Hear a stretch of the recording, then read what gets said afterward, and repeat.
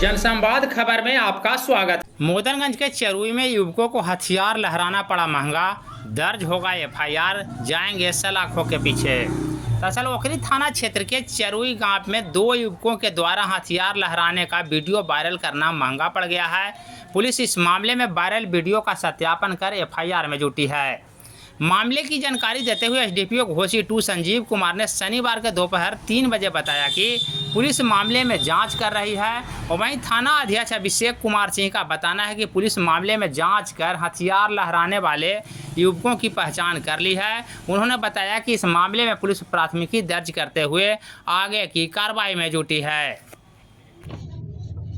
जानकारी जुटा रहे हैं और जल्दी ही कुछ उसमें रिजल्ट आएगा।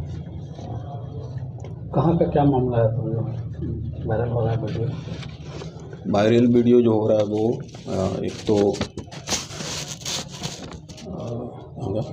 ओखरी का थाना क्षेत्र का पूर्ण रूप से सत्यापित, एक सूरदासपुर का है जैसा कि आपको मालूम होगा, और दूसरा चरुई का 2 लड़के का।